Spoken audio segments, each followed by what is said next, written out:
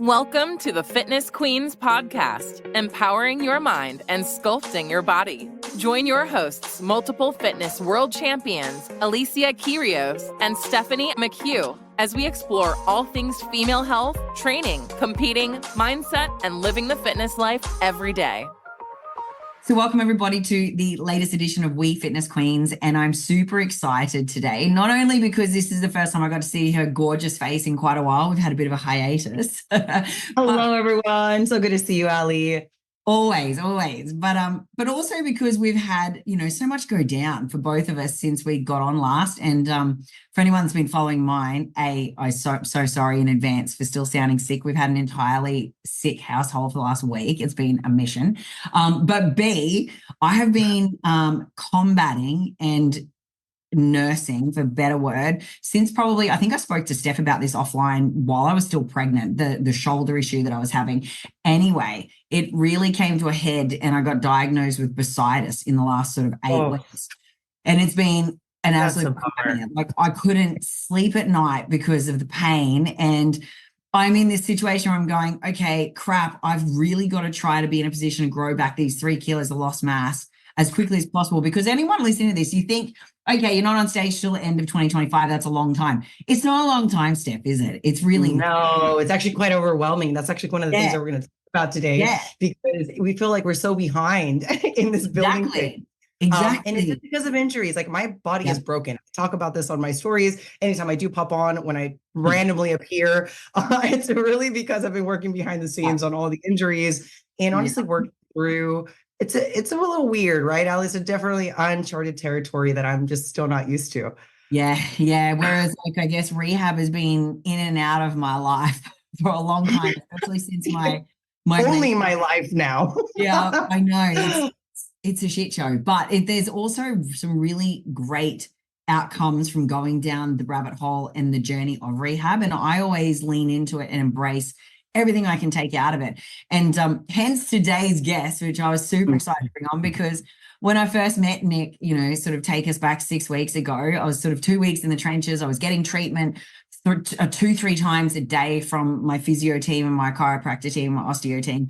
And, that was like quite trying to fix the wound and trying to put a Band-Aid on things initially. And I'm sitting here going, okay, but there's this gap that I've got, which is, all right, when I start feeling a little bit better and a little bit less in pain, how then do I translate that to being able to load again, right? And there was this big gap. Anyway, Nick was working with a couple of my athletes. We share a couple of athletes, and I was pretty impressed with the work that he was doing with them and the outcomes that they were achieving personally. So I had this window of like literally 3 hours. He's down the Gold Coast, I'm in Brisbane, and I sent him a message on Insta and I'm like, yo, Nick, work with a few of my athletes. I know of you. You probably know of me, but this is my situation. And we need to meet. I need to meet you. And I'm like, and I'm going to be on the Gold Coast tomorrow between these hours only. And, the cool dude that he is. And I just absolutely, the minute I met him, went, yeah, I like you. You're going to be one of my people.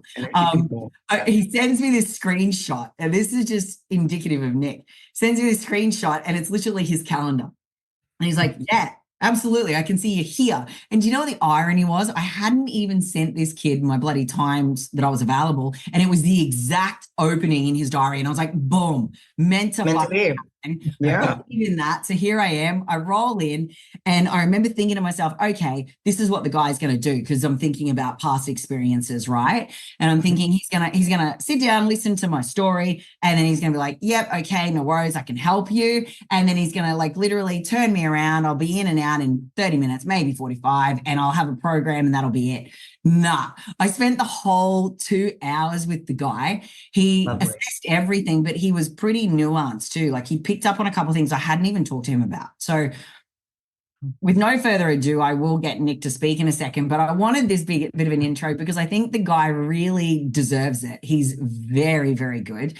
But he literally looked at me head to toe and picked out things I hadn't mentioned and went, right, well, now get up on the table. I've got to like actually treat you and get you into a position. And then he took me through all these things that I later learned would be on my program that are Didn't that lovely? these deep level of stretches. And I already like the guy. I haven't even met him yet, but I already like him. he was really good. And I walked away and was like, wow, like I feel confident that he's actually going to be the bridge to the gap that I needed. And more importantly, I think even more than what I thought I needed. So with no further ado, this is the guy that I think I'm going to refer to forevermore as the rehab to actual effective design guy, because that is really what he does. And I should say, AKA Mr. fucking stretch, trigger, control, and mobility guy, because he's all Let's roll out the red carpet now. Like everything is and he's been amazing. So in the last 6 weeks, we've moved my shoulder to a point where I'm pain free. I've got greater range of mobility also in my hinge pattern. We've corrected a couple of things in my conventional dead, which I never even used to do, but he's now got me doing them. And I'm actually feeling glute DOMs, which I haven't felt in over a decade. So this is pretty cool. And I'm now super excited, right? But Nick, please tell us a little bit about yourself, where you're from, how you got into this, because you welcome to the show, Nick. Passionate as hell. How do I live up to that introduction like that? Oh, wow. Let's play that theme song again, eh? Like, yeah, thanks, Ali. Obviously, yeah, I guess we've sort of probably been floating around the industry for quite some time, the pair of us, and probably just passing ships, you know, like, and the biggest thing for me is like whenever an athlete comes in and works with me, I just want to, like, I'm in the space that I'm in the industry of helping people, and it doesn't mean I have an idea or understanding until the person walks in front of me that I know what we're going to do or how we're going to do it. I just have this, you know, approach that I just like to first try and understand what the athlete's experienced to the point that they're in front of me, and perhaps some of the decision making that they've had up to that point and how that sort of shaped their careers, how that shaped the current situation, and that's all information that we can use as like building blocks of identifying why we're in the position we're in. And I sort of, you know, Ali, I've spoke to you, but I guess the decisions of the past shape what the body looks like. And for most people, the body is slowly whispering and telling us things over time. It's until it screams often is that when the athletes go, hey, something's wrong here, we need to do something about it. So for me, I look at the program design, I go, okay, what's the program telling me about where the athlete's been for a considerable period of time? And I can go one way about it, or I can go the other way, which is I can look at the body. And there's two types of injuries, the one you've had and the one you're about to have. And yes. By looking at the body, we can identify the one that you're about to have. And also by looking at the body, we can also, you know, unconsciously begin to develop an understanding as the ones you've just had or the ones that have sort of been creeping up on you and you're not really aware. But what tends to happen is, particularly in the bodybuilding space, is because my niche has sort of been in that space of, I guess, bodybuilding now, it sort of came from the sporting environment first. And when you got athletes that are running multi-directional sports, they're colliding with other human beings, there's a few more concerns in regards to how the bodies are going to sort of tolerate the stresses that those sports involve. Bodybuilding, it's really quite simple. I think it's less strenuous, obviously. It's far more predictable. It's not as if someone's pushing you over in the squat rack or under a leg press or anything like that. So that the aspects of the approach are really predictable. Now, the challenge is this paradigm within bodybuilding that people often kind of gloss over, which is, I guess, injuries are just a part of the sport. It's just, you know, being muscle bound and this happens and that happens and aches happen. You see the typical old school bodybuilder has elbow sleeves, knee sleeves, bouts, and that's I've been training for 30 years and that's just how I keep my body together, right? Whereas with bodybuilding in particular, I've started to begin to help others recognize that because it's so predictable, there's actually no excuse for injuries. And if you understand the balance of training and how to balance the body through the decisions you're making, it's actually really, not only will it slingshot you further from an athletic potential perspective, because what tends to happen is the changes to the joint happen over time through what you choose to do or how you choose to do it with your program design. you could be enhancing or potentially limiting your potential from a hypertrophy perspective. Now, take the shoulder, for instance. Is obviously the shoulder is a dynamic joint in the sense of its ball and socket. It requires range, and then it requires stability within that range. Now, if you consciously look at the way that most bodybuilders prescribe exercise for, the shoulder in general, you'll see that there's a far dominant approach towards the horizontal pushing muscles and the vertical pushing muscles. So such as things that like the chest press or the bench press, chest machines, chest flies. And then we've got an anterior society that's already, relatively kyphotic in this position. Yeah. The females love their lateral raises, their shoulder presses and everything else like that to kind of get that capped out. And then we have an inability to be able to stabilize the scapula and downward rotation and retraction. Now, there's also a big emphasis. I had this conversation the other day, which is there's all that conversation about the V-taper and we need to develop the lats. And then there's a lost concept, which is, well, the lower traps also contribute to downward rotation of the scapula. So it's like... Did you look at my report or something? I swear to God, he saw everything that's fucked up with my body. He's talking about the substrap, the lower traps, talking about literally all of the shit that I have going on. So sorry, Nick, to interrupt you. You're speaking about me right now. The crazy thing about that, and so we began to understand balance of training. We look at the priorities with what most people have done. There's a favoring to the front of the body, to the pressing muscles, to the overhead muscles, etc. But then you look at physical therapy that's being done, and most people will lie face down and have their head in a hole, rubbing the posterior. Now, if you're shortening the muscles of the front chronically through your training, but you're lying face down, releasing the posterior, you're beginning to understand there's a lack of balance to the decisions from a therapy perspective. Now, if you go into most massage therapists, they'll sort of rub between the shoulder blades and reduce tension through those areas, and they'll say it's tight or it's sore.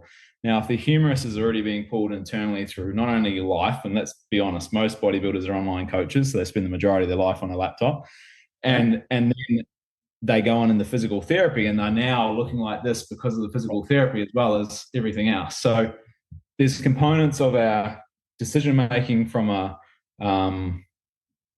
training perspective, from a therapy perspective, then also coincidentally from what we do in daily life and how we operate, that's having a vast impact on how we actually look physically.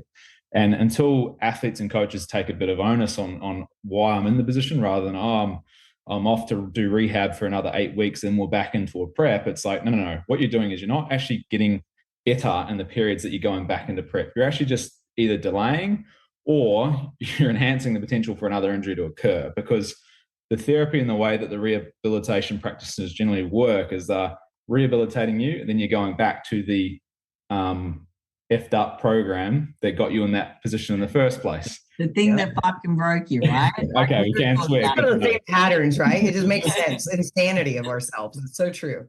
Gosh. So it's the loop. And I say it's a loop of shit, which is the shit therapy gets you back to shit training. The shit training gets you back to shit therapy. And it's like most athletes will stay in that, and they perceive in the times that they're not experiencing pain or discomfort that they're actually improving. Now, I sort of have a theory, and this was developed through my studies under Ian King, which is disfunction, discomfort, pain, surgery. And what most athletes do is the period of that dysfunction is the longest durated period. So it's like slowly the athletes might be getting some direct adaptations. They might be getting bigger muscles. They might be getting faster. They might be getting stronger, but they're actually declining physically. Their bodies are actually slowly decaying. And in that process, they think that they're getting bigger and they're growing. And then all of a sudden injury hits and they go, oh shit, I've got to go back to the rehab. And then they go, or they deload or go away from the things that are causing the stimulus to occur.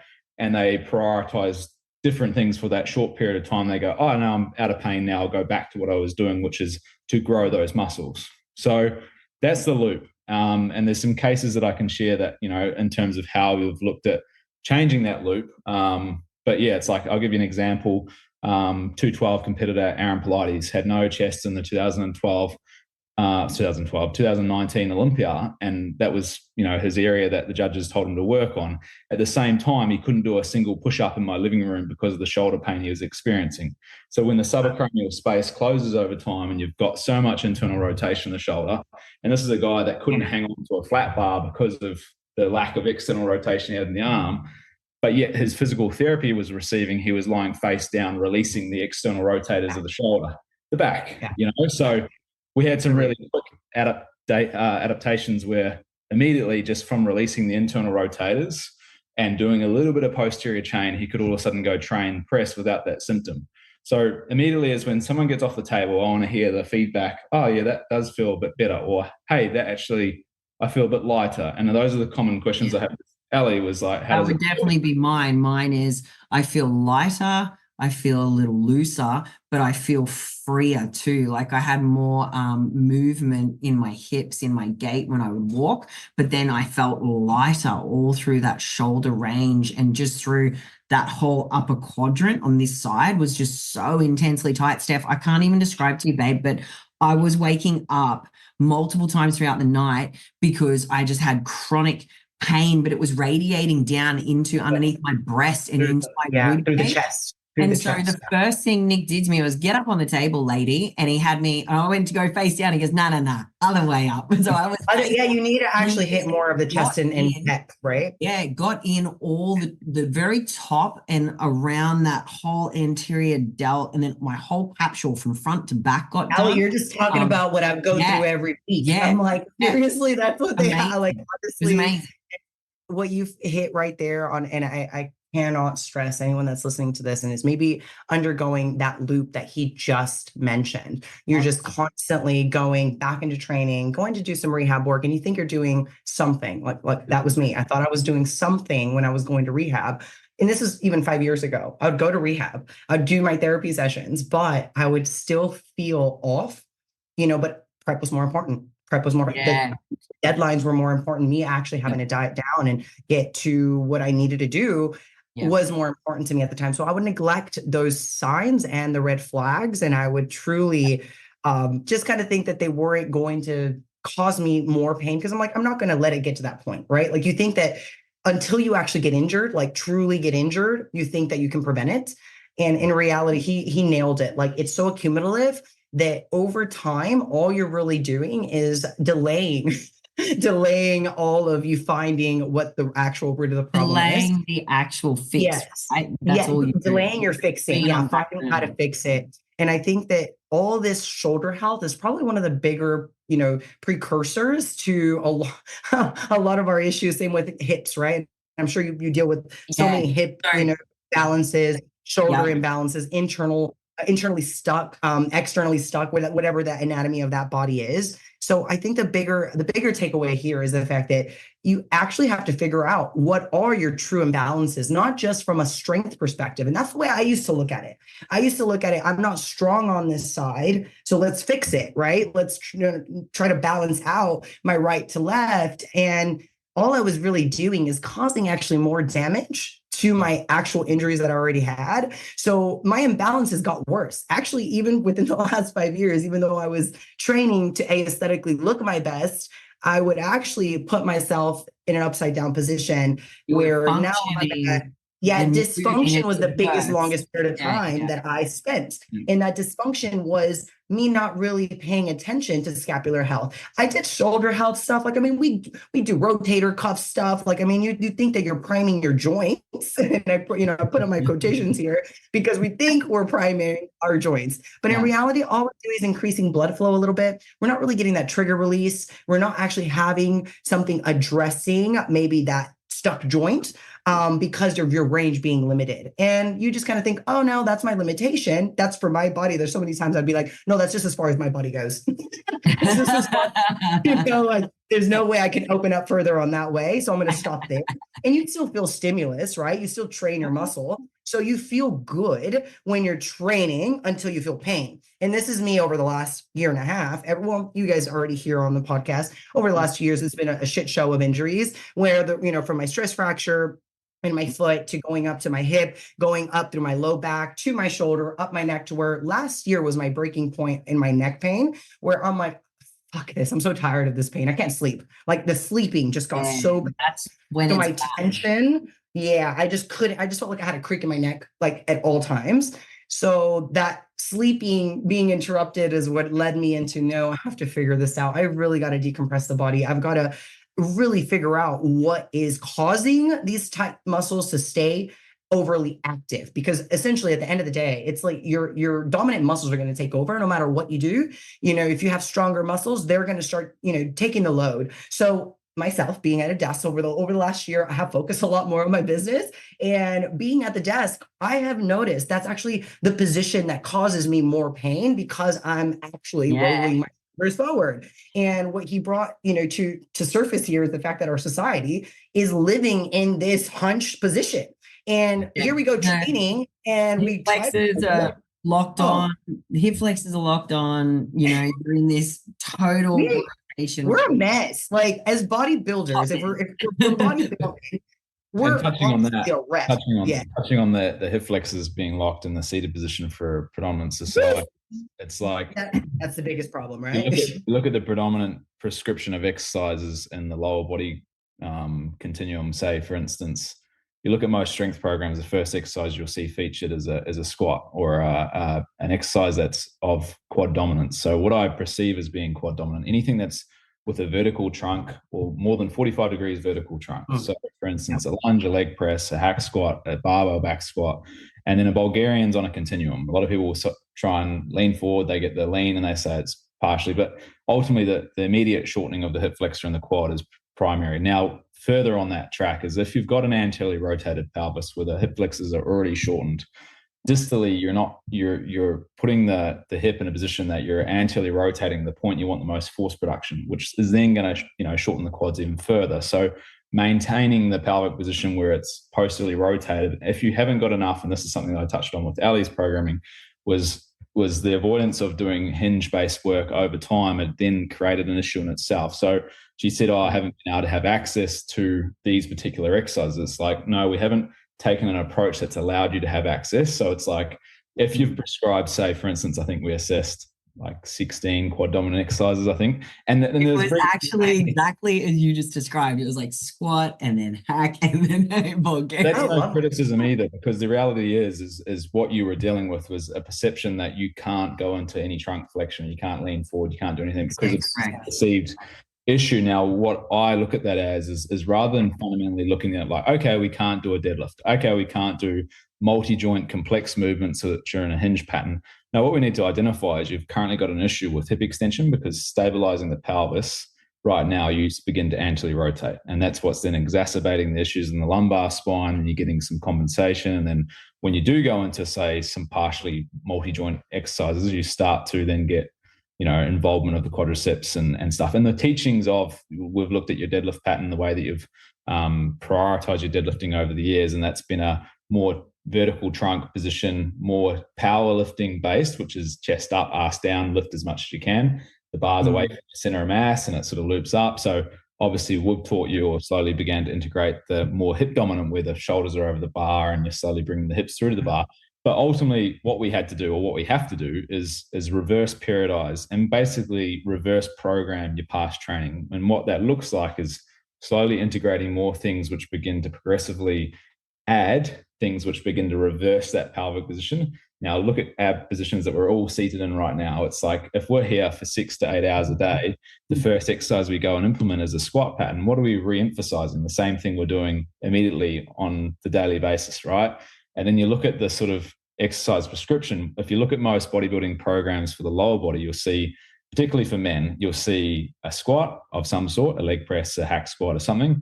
You'll see a lunge variation, a leg extension.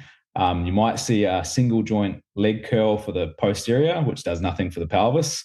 Then you'll see some calves, and maybe if they perceive their lower back to be safe, to do so an RDL. So you've got 3 to 4 multi-joint quad dominant exercises with high load potential versus one single joint exercise, say for the posterior chain and the RDL, if it's even integrated at all, trying to reverse all the costs. And these guys are laborers, chippies, people who work physical intense jobs, or they're truck drivers sitting in seats. And let's be honest, most bodybuilders are up and coming amateur bodybuilders, aren't doing this professionally, or it's not their only income. And if so they're doing these labor intensive jobs, and they're coming into the strength environment and recreating the same imbalances that their daily lives already create, So we have to kind of consider that. And what I'm saying and what I'm getting at is, this isn't to try and rehabilitate the athlete. This is actually enhancing the athlete's potential, because whilst these issues exist, there is no performance enhancement. if you want to make the athlete better, you've got to fix this shit before you make them better.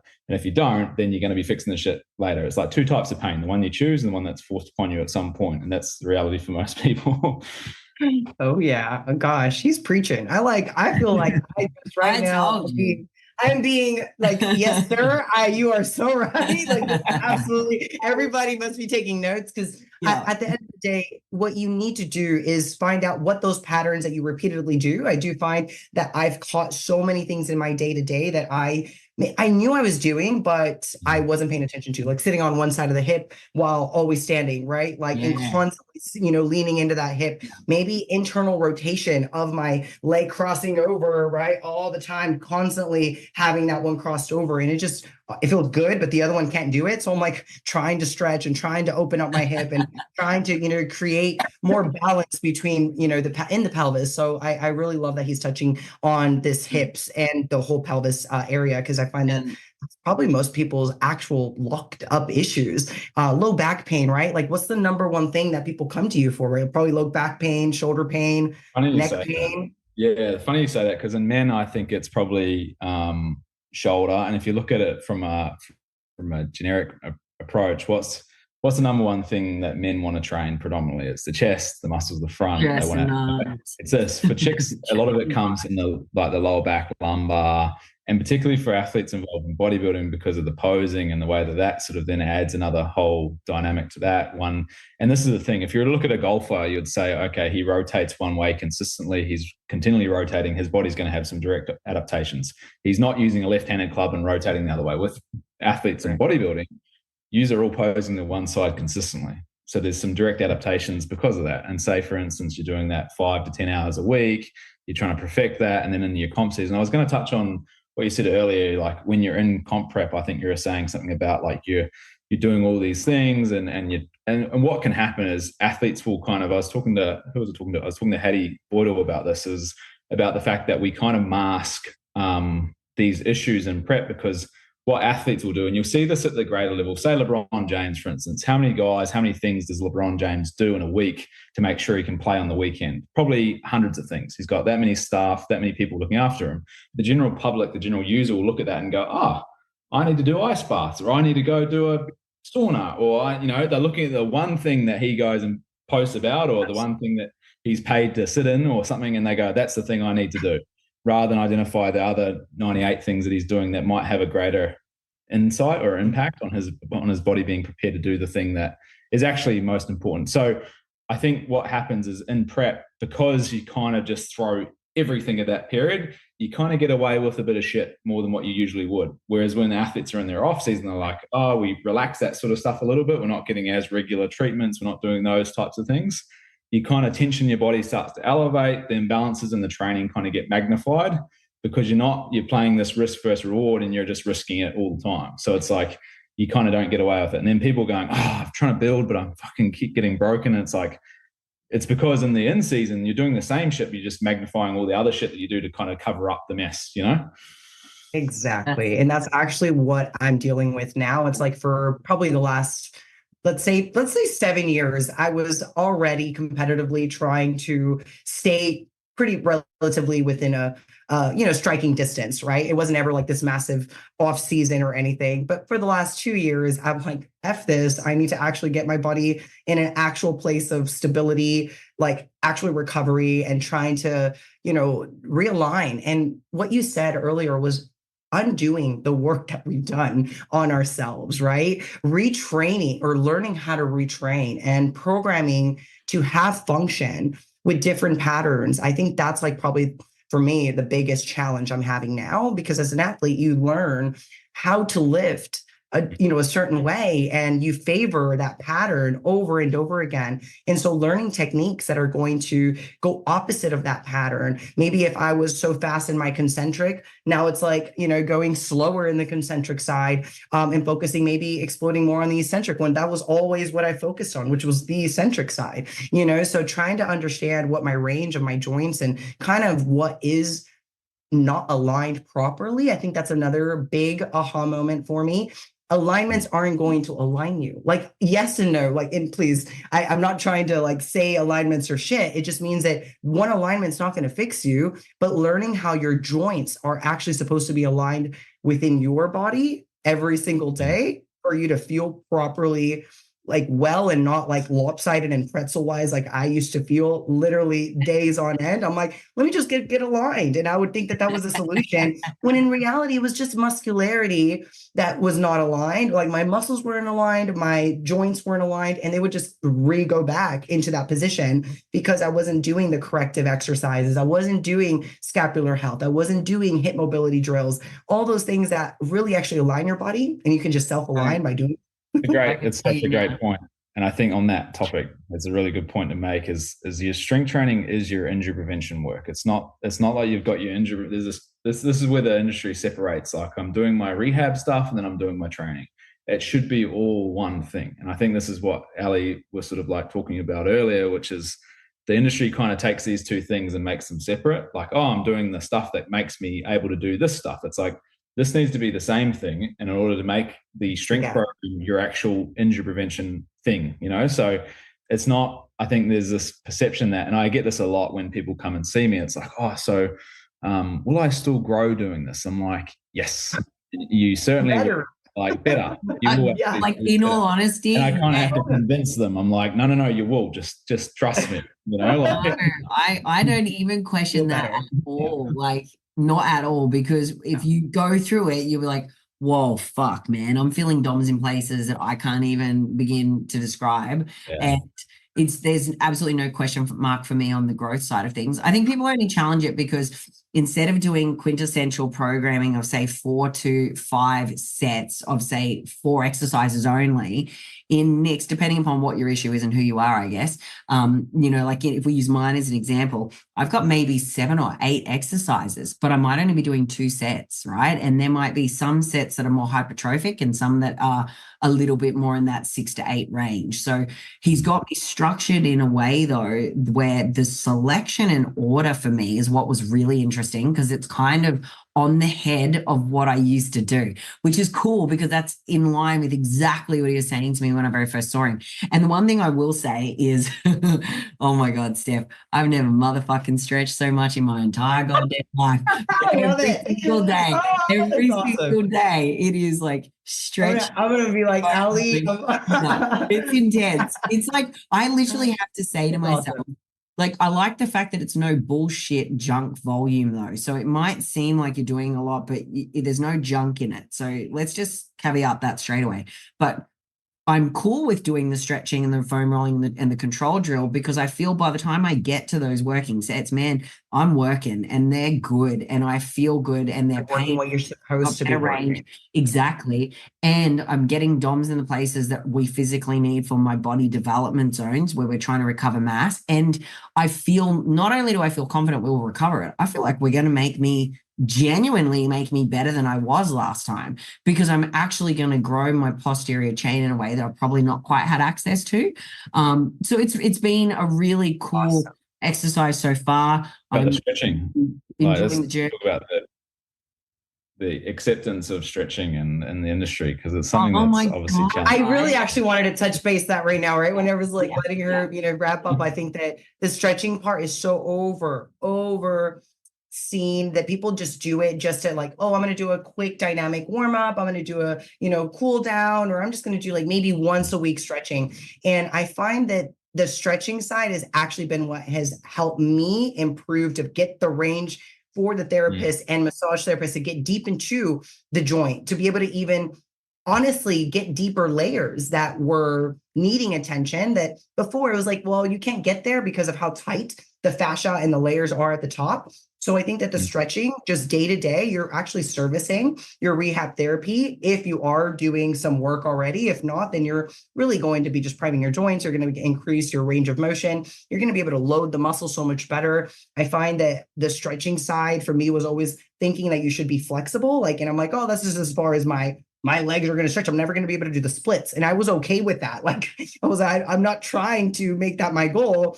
But then I realized, man, well, no wonder my adductors are limited. I can't ever really put them through that full range, and I'm not trying. and me not Oh, trying to lengthen from you my should have pelvis seen me to in the adductor stretch the first day. He's like, so Those Ali, are the ones that I suck at. I suck he at gets me adductor through stretches all and these, and then he goes, "Now do this one."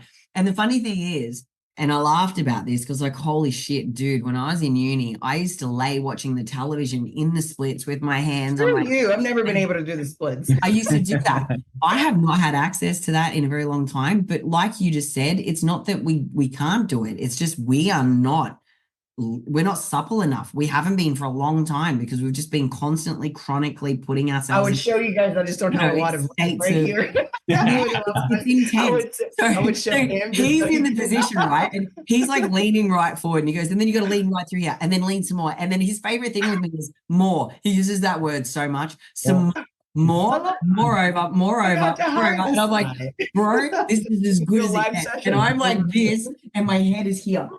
And I'm like, it's not going anywhere near the goddamn ground. That means that you're tight, Ali. That means that you need some work.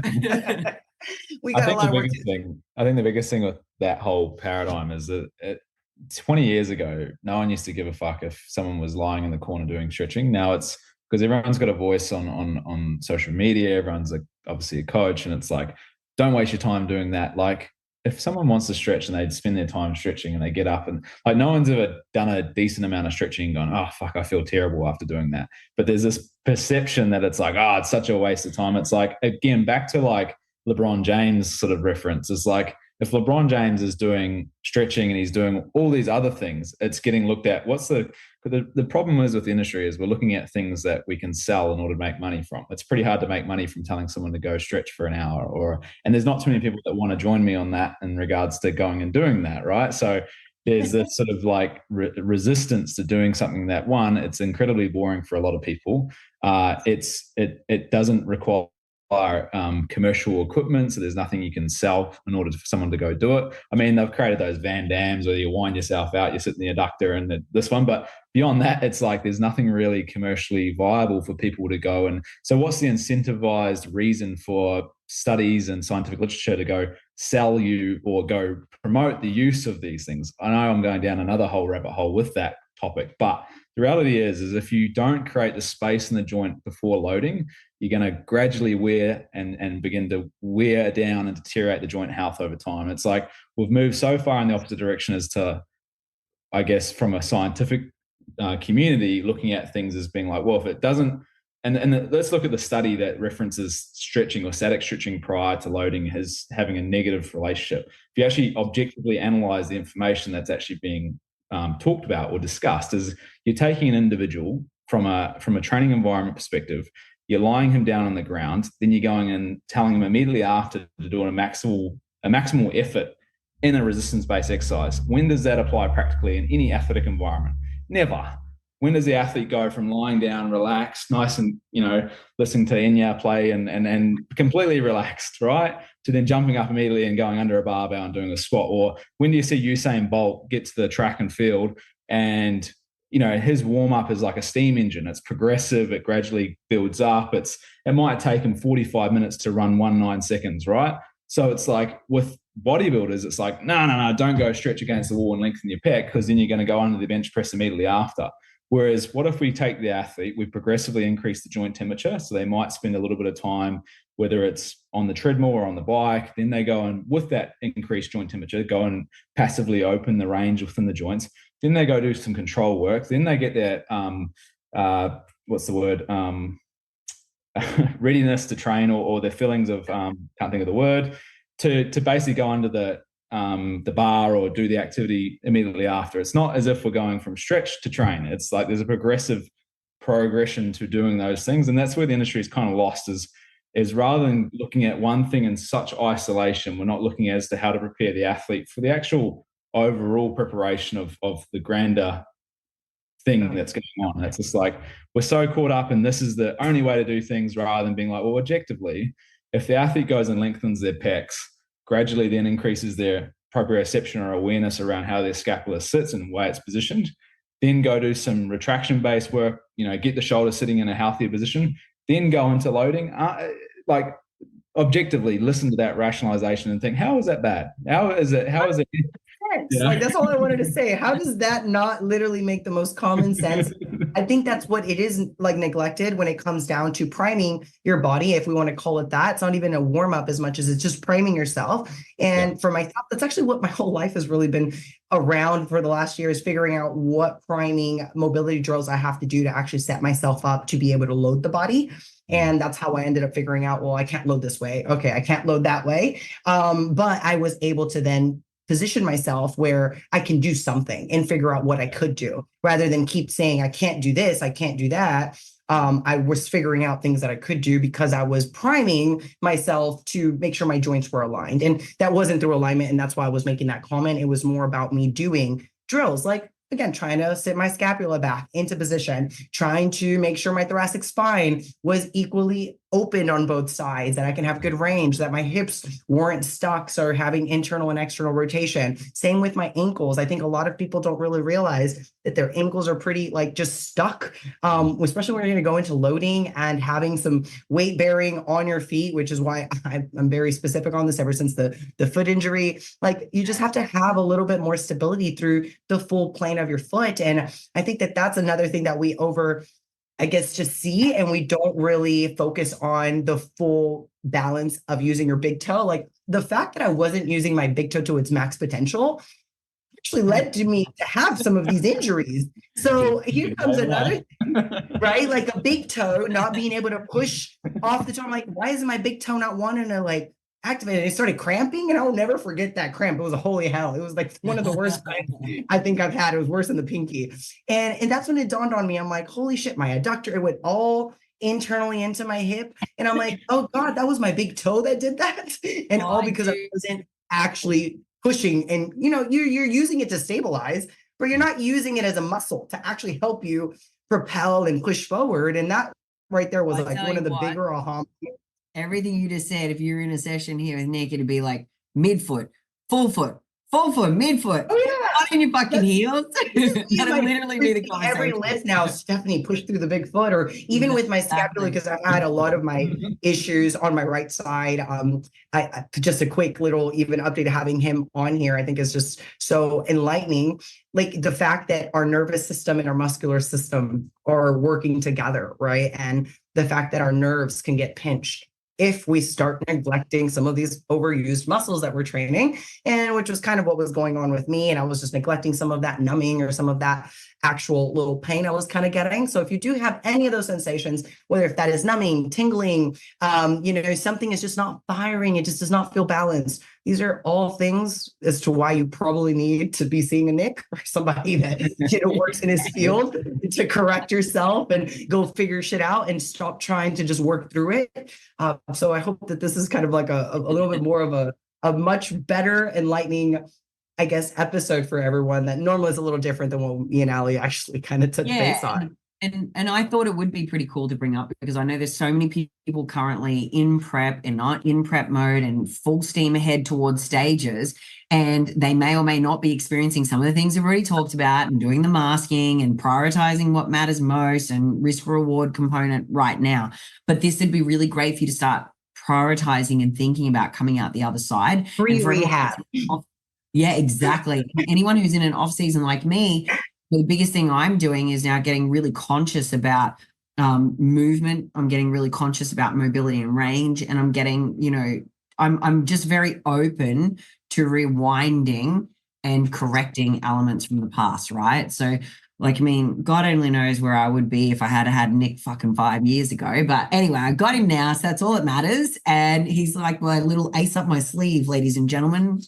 He's pretty much told us, like, if you have crap periodization, if you don't have good exercise selection, if you have a lack of individualization, right? Like, knowing that if you have more dominant areas, like he was bringing up the bodybuilder having to bring up a chest, and pecs, and that was an area of focus, but he really couldn't. So if you're having maybe a sport like bodybuilding forcing you to fit in the mold, but you lack some of this variety and lack, being able to have that functionality within your body, I think that this is something that it's a big message for you. Like, this is definitely an episode meant specifically for you guys. So the takeaways for me is making sure that you do prime your body, that you aren't waiting till you get injured, right? Like, making sure that you actually address things beforehand and start actually looking at inside of your program, because that's actually where the issues lie. They do come from the over repeated exercises we constantly do, and maybe, restructuring that. I think that that's probably where I'm going to be reassessing myself. So yeah, I'm going to be definitely be doing that, and probably reaching out here too. It definitely even made me think about when I'm programming for clients. I went to a whole nother level with them after seeing Nick. I was like, whoa, okay, fuck, I need to start thinking about this to this level with anyone that pops up with anything that's a potential, niggle. Because the thing that you do first is the thing that you do best. And it's like, if you've done something for an extended period of time and you haven't reversed it within the sequence of the program. So say, for instance, like you have had that prioritization on a Monday or Tuesday where you've had quads featuring at the start of the week, the start of the workout. We've got squat, squat, squat, or squat pattern followed by press, press, press. And that's featured it predominantly for the start of the week for quite some time. And there hasn't been the reversal of that.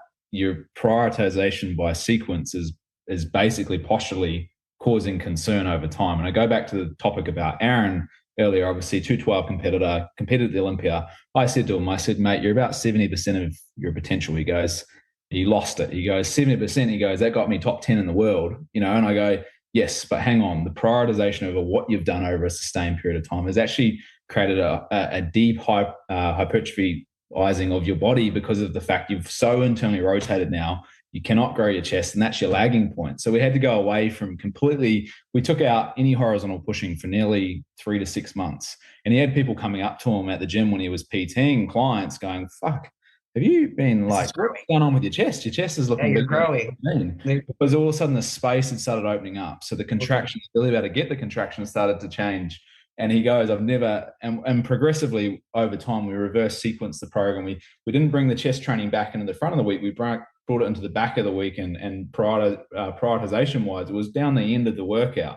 Progressively, we slowly incorporated variables back in that over time. Not only was he getting away with being able to train his chest again, he wasn't getting the symptom, because the fixing of the program design, the method, the way we prioritize it was the thing that changed the position of the shoulder joint. The integration of the chest training back in was then the thing that was enabling him to not only get the chest to start to grow again, but also do it with far less volume. It's like the guys that train, or girls included, how many 101 different fucking glute exercises do you need to try and grow your glute max? It's like, and they'll do it from different angles and the other thing is like, we've got that many of those exercises being perceived glute exercises when there's so much quad involvement, there's so much other things. It's like, if we found our foundation was brought upon, okay, we need to prioritize hip extension. And in order to do that, we have to stabilize the pelvis. If there's other things going on and there's lumbar extension, every time you go into hip extension, you get that lumbar extension and then you're unable to stabilize, you got to look at where those weak links are coming and why. And is it through the program design has actually caused the downregulation of your body and now you can't stabilize that joint? Or is it just shit program design in the first place and the actual perceived ideas of where that exercise targets is actually probably secondary? Look at the hip thrust, and I'm not going to bag the hip thrust out because I was actually just about to ask your comment on it. I wanted to wait. I was like going to say, can we comment really quickly on your thoughts on the hip thrust, because you're going in that direction? Okay, so the hip thrust is, let's be honest, it come from a rehabilitation world. It come from the physical therapists of the 1950s, 60s that developed an exercise where you lie on your back, supine, you lift your ass off the ground, you start fucking thin air, right? So the reality is over time, you're trying to gradually incorporate the ability to be able to stabilize the pelvis for the transverse abdominals and the glute max to lift the ass off the ground. The biggest thing involved in that is that there's partial knee extension in that movement.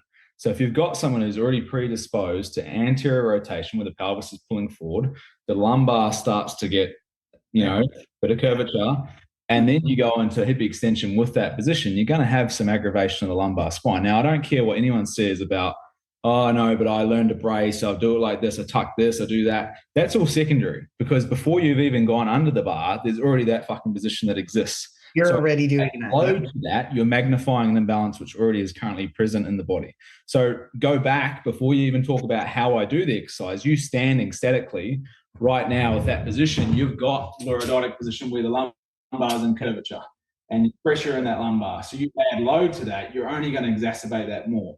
So it's like, if we don't reverse that as a priority first, and the athlete might not have the ability, I prescribe the single leg glute bridge a lot of the time in all my control exercises, but it's on the end of those exercises. It's not prioritized first. And reason being is that it does involve the quad. And if an athlete already has training history that involves a lot of quad training, they might have high tissue tone in the quadriceps, which is impacting their ability to be able to stabilize. So on a program design, this is where we look further down the rabbit hole of like, okay, well, not only in the exercise planning of the actual strength program, can they have to reduce the exposure to the quad work, they actually have to reduce their exposure to the quad work in the control exercises, because whilst we increase tension there, we're going to down-regulate the ability to be able to stabilize joints elsewhere in the actual strength session itself. So it's like on a continuum, is the hip thrust one of the favorite exercises that I prescribe straight off the bat to an athlete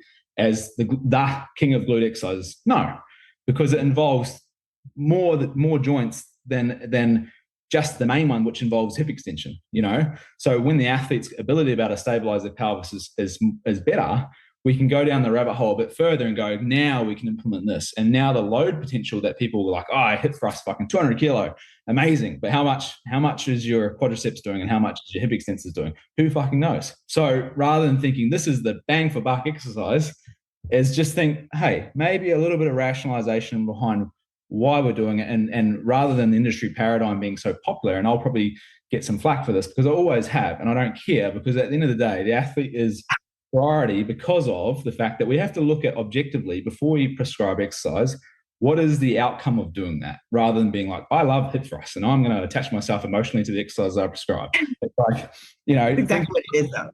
But that's what happens. Exactly what it is. It is. It's an emotional attachment. And I'm just going to put a quick, I guess, for my own self, because I find I'm on the same boat as you. I agree. I feel like there is a time and a place for a hip thrust, but not for, let's say, the heaviest load. There was never a time that I would lift heavy hip thrust that I would ever feel my glutes. I was always going to feel like my hip flexors, my hip flexors and my quads. Like if I lift, you know, however many kilos for you guys, but like, let's say 300-400 pounds over here, I would literally always feel it just in my quads and in my hips. And given, I mean, ego got met, right? You're like, damn, I'm a badass. I hit this amount. That's cool and all if that's what your purpose is. But if you're really trying to hypertrophy the glutes and actually try to grow your glutes, I never used to use hip thrust as one of my like go-to exercises. And this was always like, and don't get me wrong, I prescribe hip thrust, but I don't give them as like the all-time god exercise, because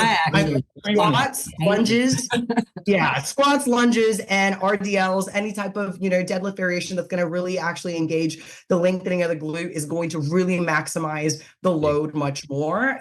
So again, this is just from a perspective that I agree with you, Nick. So even if we get the backlash, I mean, it's going to be a little bit to the team over here. I mean, Ali, I think relates because of her injuries. It never felt right for me. And even now when I do a hip thrust, it's very technical. I have to really do more of a cast, you know, bridge, more a hip extension, keep it more symmetric, you know, part, because the moment I'm at the bottom, I really feel my low back so much. It's funny because I just trained with Hattie on this week earlier when we were at the Raw and opening, and she loves hip thrust. I mean, she loves them so much that I was like, Hattie, my back probably is not going to be able to handle them. I said, but I'll give it a go. But her body type is so different. Like her anatomy is different. Her joints were so different than mine. And again, just came down to her positioning in the machine was perfect for her to activate her glutes, and it was not perfect for me. I was like, it's all good. Like we went through ranges. We went through the lengthened portion, probably getting us to get a little bit more DOMs rather than at the top. We were both so much stronger at that hip extension and the eccentric part. I mean, literally, I was trying to jump on the machine to push her down, and I couldn't push her down. And same thing. It's like, we're so strong at our hips, guys. Like we're so strong, essentially at the hip flexing portion. So I find that the glutes aren't getting the maximal load that they could be. So just noting on that. Been telling me the exact machine that I have to buy for my gym, the hip thrust machine, and I says, "Oh, is it going to be Flex Method sponsored? Is it?" But yeah, but I think She loved it. Is that like it's not that hip thrust. I'm demoting the use of a hip thrust and saying that it's like it should and can be used. But don't look at it as it's like it is the foundation of glute exercises. It's just one of many exercises you can integrate in the prescription of training the glutes. And if it is a glute max exercise, which you're extending the hip with, there's so many of those other exercises which put you in a fully lengthened position first, such as a back extension, such as a GHD, such as an RDL, all those types of variations, good mornings, everything else, that maybe as a single joint exercise might be a pillar that then you can move to a more multi-joint exercise, such as a thrust, where there is a little bit more awareness needing to be developed around how the pelvis is sitting, how the knee and ankle, joints are being integrated into that. So I just think, like, rather than canceling it out, which has been trouble in the past, I'd rather say that it has its place. And particularly, I've had to mold my perception around that, because obviously working more with bodybuilders, there is that look, like, you have to model and shape the way that you look at program design based on some of the athletes' feelings and association of feelings around particular things. And like what you said about Hattie as her biomechanics as well. And it's just like, rather than being like cancel culture, I think that's a bullshit way of looking at things. I think it's like, well, okay, well, if we're going to do that, we have to make sure we do this first, and we do these other things to make sure you're in a good spot to be able to do that. And then you can kind of, like, I've had this, like Tani, for instance, Sheehan, same sort of thing, really loves hip thrusting, really wants to do that, but she's had chronic back issues over the past. And I'm like, okay, we can do that, but guess what we're doing here? And that's going to okay. And it's sort of like that little bit of just like, I'll give you a little bit of this with all of that. So it sort of cancels and balances out the approach. What you love to do can be done effectively if you just know that you're not having the imbalances occurring. Because obviously pain equals something's going on, red flag. Your body is screaming at you, don't neglect it. If there is something that is, zinging, I call it the zing, because I'm like, oh my God, I just felt a zing down my back. Like, it just like completely felt gnarly, like an actual like electrocution or something. But that's, again, because I have waited way too long. I've been in the, just dysfunction phase for too long. And so, and this doesn't mean, it's funny, people will look at me, I go to a therapist, they'll look at me and they're like, you don't see it until you start moving and start doing certain things, because your body doesn't look wrong. Like, nothing looks wrong on your body until you show us these things that are not feeling right. So if you are just feeling off, I think this is just a very, very important thing to address. And I love that he's really touching base on some of the corrective exercises as well that could, potentially either make or break you. So trust can either make or break you. I really do believe that. I think there is a time and a place for it, but even if you have those imbalances, you're going to be feeling more pain on one side than the other. If you have like a herniated disc that has already happened, if you have a slipping disc anywhere in the spine, I mean, honestly, there's just so many things that we have to pay attention to. So slowing down, I think that's my biggest thing now. It's like not even lifting heavy. It's just honestly getting myself to go through just the range and really being mindful of how I feel and overall the stimulus on the muscle. Because at the end of the day, the muscle's not going to know you lifted 200 pounds, 100 kilos, or if it was 10 pounds, 10 kilos, doesn't matter. It's really just knowing that it's going through stimulus, that you're putting it, under some tension. And that's really where my main focus is now, and not really trying to just put myself under a bar. I've actually not squatted and compressed my spine in over a year now. So that's pretty crazy just to think about. Wow. I actually haven't done one for a while either. Yeah. I mean, I probably tried. I think I did it just to add the barbell on my back, just the barbell itself. And I felt the numbing on my right side. So yeah, I'm not. I don't think I've done it since the first trimester. So that'd be almost a year. And to be fair, I don't think I would have had access to it with my range in my shoulder until Nick sorted me back here again. So since we have them, and I actually think this is a good question that a lot of bodybuilders are actually going to be probably dealing with at some point in their journey.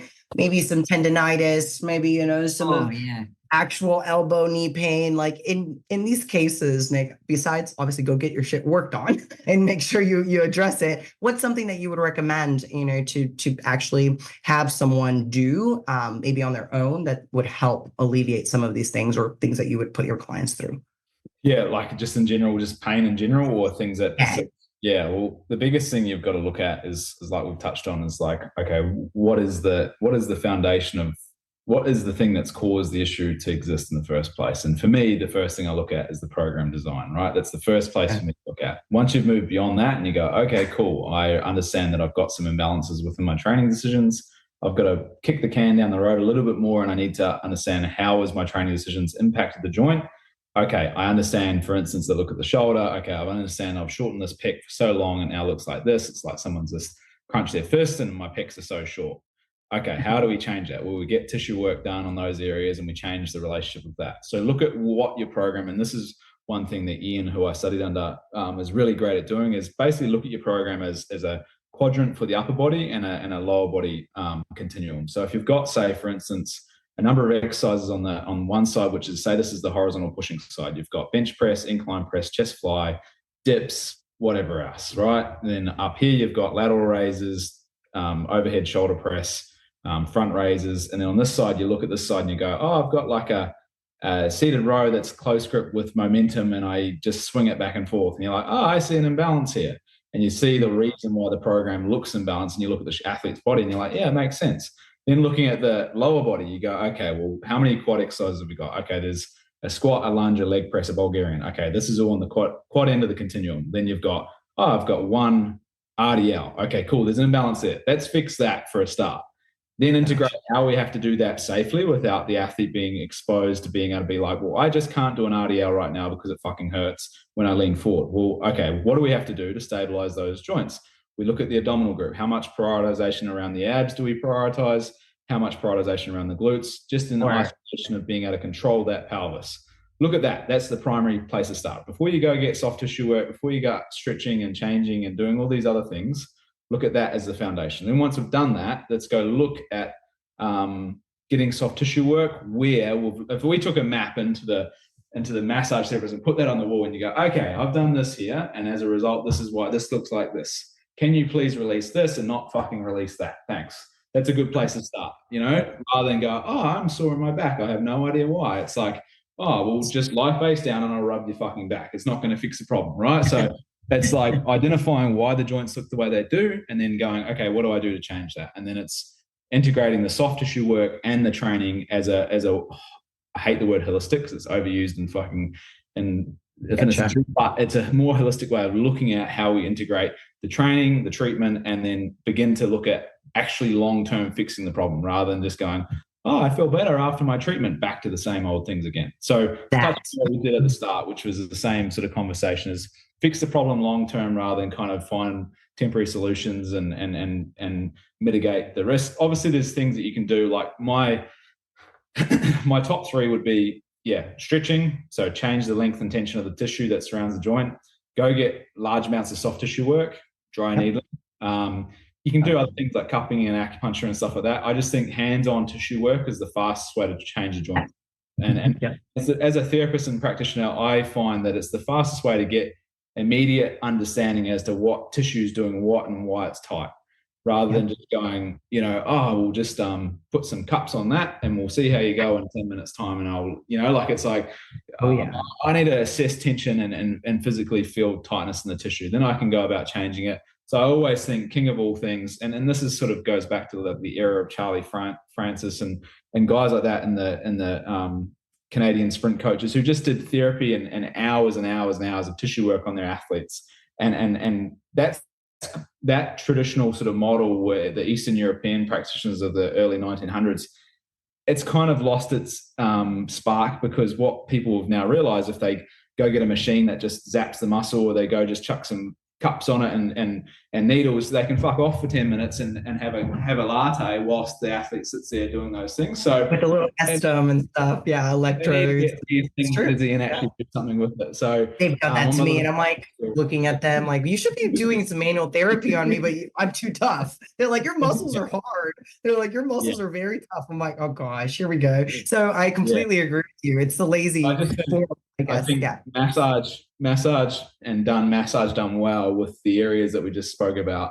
If you look at most athletes in bodybuilding, you look at the upper trapeze tightness through the elevation of the scapula, look at the chest and the internal rotation, the internal rotators of the shoulder, then look at the hip flexors and the quad length, and then you look around the surrounding hip muscles such as the adductors, the external rotators, and you begin to assess those things. You'll find out a lot about the athlete relatively quickly. As to what you need to prioritize to change the symptoms. If you treat most of those things, you're probably going to have a positive outcome. Whereas if you look at 9 times out of 10, what gets treated? between the rhomboids, you see the lower traps get reduced tension, you see the erectors get released, you see the glutes get released, the hamstrings get released, and lie on your back will do 5 minutes on your quads and 5 minutes maybe on your chest. The imbalance of the therapy is what's causing the imbalances within the body as much as the training. Preach, man. I love that. That was such a good wrap, and the way you really made that just simplified. Like, that's a really good way to just go back, take those notes, make sure you actually apply them, and you actually try to stretch, because I think that's the biggest first thing on his list. Stretching, right? And that's actually what I'm going to do before the end of the night. But no, I love that. Nick, thank you so much. That was so insightful. That was so helpful. I really do feel like you spoke to me on so many levels and about my body on so many of like sentences you were saying. But I think most humans do have a lot of the same issues. At the end of the day, I'm sure you only have so many different planes of things that you have to work through certain individuals. And it's like, okay, but you're a worker that does this line of work, you're a bodybuilder, or, you're this on your feet all the time, or you tend to keep your hands above your head all the time working, like whatever that is. I'm sure that he's able to kind of find those patterns commonly across the board. So we're all pretty common as coaches. We sit at a desk, we train, we do the same things, right? We probably just do low impact stuff. So being able to kind of force your body to get out of those rhythms. I know I'm really navigating that in my journey right now, and really trying to find different things that bring me joy that I know I can also do by correcting myself. So yeah, Ali, anything on your? No, I think everyone that follows me is going to see a lot more of Nick, so stay tuned. He's going to be featured on all of my shit everywhere, and you will definitely be able to see, I think, the progress that we're making, which is really cool. Because it's one thing to just say that there's the program, but there's another thing to show it actually being executed and the final product. So I am super excited to see what we build over time, and super confident that we're gonna make some pretty big for you guys. Yeah, it's so needed. We all need a Nick. Honestly, we all need someone in our corner. Bloody glad I got. Look at a pattern. Right. Like and it's no joke. Like, and like, do you do stuff online? Because this is a good way for you to, where can we find you? Yes. What's your handle? What's your information, so we can all find you online? Yeah, Coach Nick McCallum, just on Instagram. So if you just go through that, and then obviously there's links and stuff to making appointments and whatnot through that. But yeah, you'll find me there, and probably on Ali's page to some degree. But awesome. Yeah, I think just thanks for having me. Like, obviously it's nice talking to athletes that have, I think speaking from experience, like athletes are just, the thing with coaches is so much conjecture around what is the best way, what is this, but when athletes are kind of just wanting to be the best, it doesn't really fucking matter what we do. It's like, we just want to be better. So it's like, it's nice talking to athletes in that space of like, rather than being attached to ideas or philosophies, it's just like, oh, that makes sense. And I think that's the common theme as to the conversations I like having with people, is like, not resistant to ideas. And if we all sat down and we had a rational conversation about it with all coaches, we'd probably find that we all come to some sort of commonality and conclusion. It's like, hey, that actually does have some sort of, common sense approach. And I think we've moved away from that. And I think as a industry and as a physical preparation service provider, I think that's the thing we have to come back to is what we're doing, is it putting the athlete's needs as priority, or is it just like we're all following the blind leading the retarded and just doing the thing that, it seems to be what we're all doing. And if you look at most programs, you'll probably, and coaches and the way that we're looking at things, is it's a bit of that. It's where everyone's doing the same sort of thing, just with a different, slightly different tweak on it. And it's rather than looking objectively and going, okay, from doing this, what's the outcome? Okay, my athlete's in pain. What can we do about that? Well, clearly there's something within what I'm doing that's having a negative effect. Let's change it. And once we come from that position, it's not about, the coach got it wrong, or he doesn't know, or that. It's just, no, we just learn from it. We just get better from it. And that, as an industry, that's, I think, the approach that we all should take. And rather than criticizing or being critical of certain methods or ideas, it's just like, hey, as an industry, we should be trying to advocate for the things that are kind of going to be helping. And when we do get a solution, let's talk about it. Why did it happen? Rather than being like, that's because of blah, blah, blah. It's just like, nah, let's just be open to ideas. And rather than criticize, maybe sit back and go, oh, that's interesting. I like that. Why has that happened? So I think that's space that I like to be in, and I like other people to be in as well. I love that. Yeah. I love the fact that we got you on. I'm absolutely confident that everyone listening to this took something out of it, if not many things. And, you know, look, we will share Nick and his page across our channels as well. So stay tuned on that. I know Nick does provide prescriptive-based programming for people anywhere that do need help with exercise order and selection. So if you do want to look at that and jump onto his bio, you know, log a call with him. I really can't speak highly enough. He's been amazing, and I'm looking forward to what we do moving forward. I love the movement. Honestly, I consider this a movement. Like, I feel like this is such an untouched thing recently. Like, it's been touched in the past, but it's been kind of, you know, buried underneath the surface because of the bodybuilding world being so, you know, on social media, it's just about the training. It's just about the dieting. It's just about, you know, looking your leanest, showcasing, the highlight, and maybe not the boring work and the hard work being this stuff. I feel like that really does encourage me to show that, because I really don't record it because I find it so boring. I'm like, I'm literally you should. at an inch. Like, I'm moving an inch, you know what I mean? I'm moving so slow that it means to me, I'm like, this is so unengaging. Like, this is definitely not something I what most people need. No, you're 100% right. It's definitely more so a movement. I just need to, like I said, I'm freaking lean into it. I'll lean into it, because I find like I'm not really training hard. Not training hard doesn't mean we're not training, guys. I just want to leave it with that, because I find that sometimes we get in our head and think that we're just not training enough. We're just not training hard enough. We're not doing enough. But if you're taking care of these small things and you're actually doing the hard stuff, this is the hard stuff. I know it is, but take it from me. This is way harder than training and getting under the bar. This is way harder than lifting heavy. This is way harder because it's mental. It's more about you actually going through the hard shit your body doesn't want to do. So it is hard. It's actually physically hard sometimes, not to do it, but to go through it, because I'm like, fuck, I can't do it. Damn it. Like, you get frustrated. And because I get so frustrated, I'll end up kind of getting down about not being able to train. So it's this cycle of you actually having to break through your day-to-day. I know I can do stuff. I just have to do it. And that's actually kind of what my motto is now. It's like, just move. Like, as long as I can just move and I can actually make sure I'm moving pain-free, I'm going to be happy. And then I can get back into in a building phase that I know will be more effective with actual no pain and actual gains, because that's the whole purpose here. We want to progress. We want to get better as athletes. And what you said, Nick, it's we're coaches, but me and Ali here, we're more athlete mentality, even though we are coaches. We want to be our best. We want to, you know, obviously challenge ourselves to obviously, you know, see how far we can go. Her as a mom, an inspirational, you know, postpartum journey, whether if it's a competitor, you know, mother, coach. I think it's just so important for both of us to truly dig in and go against the norm. I think this is kind of what we're talking about here. It's not the easy stuff. It's not the most talked about. It's not the most fun thing, glamorous, right? But it's the most. It's the thing that we have to do. And I appreciate you touching base on that today, Nick, and just for your time. So make sure you follow him. And guys, thanks for tuning in. Thanks for listening to Ali and I. It was good to have this combo back. It's so good to see you, Ali. Let's make sure we don't take too long before we do this again. Absolutely. We'll see you all soon. And thanks again, Nick. You're a gem. Thanks, Nick. See ya. Take care. Bye, everyone. Thanks, babe. You get going. You go do what you got to do. All right. I like texting them. I like told them I'm out. I said, okay, bye, guys. We'll get to meet you, Nick.